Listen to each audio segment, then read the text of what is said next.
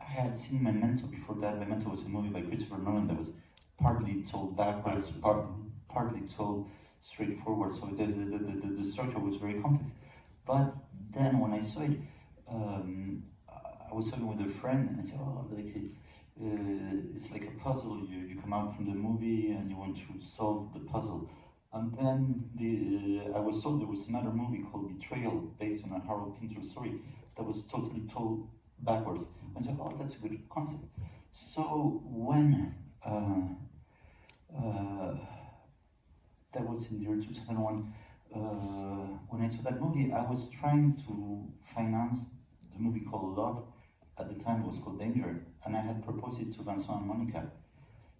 And the movie was too sexual, so they said, "No, we're not going to do it because it's going to create even more problems. We have so many like stalkers that we can get rid of. We don't want to do an erotic movie because then they're going to get into the chimney of the house, into our house."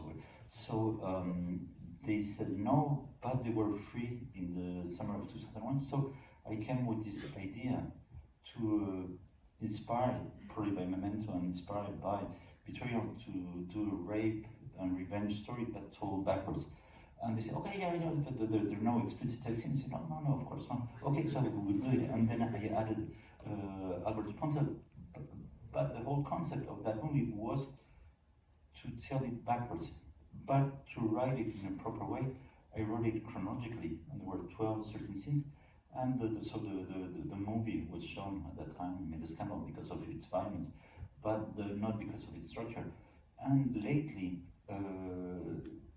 2 years ago, Studio Canal, who owns the rights of the movie, asked me to check the two 4K color grading, and I said, "Okay, yeah, I want to make sure that the movie now in its digital restoration is going to be perfect." But then I had all the material in my editing room. I was editing another movie, and I said, "Well, this is a moment to do like a bonus for the Blu-ray, which would be the whole story put in a chronological order."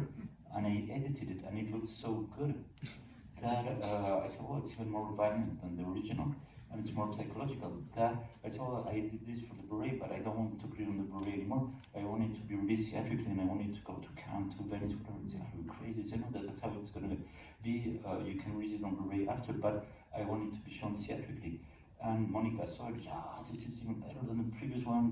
And now you can find it on the double Blu-ray in Germany. And weirdly, which day is today? Today is the 28th. Tomorrow they are opening Irreversible 2.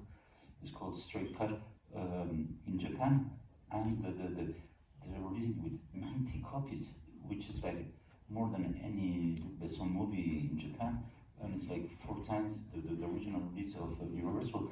But the movie now is very simple, but it's even more violent, and also because there's a big time gap in society between 2002 and 2020. It's even weird that movie can be released massively in another country. Because what I was wanting to ask with the name of the script and Irreversible, and you said yesterday as well with Vortex, that you had a very brief outline of the script. Is that how you do it? Do you not write out detailed dialogue when you work with your actors? How do you actually work in terms of what you come to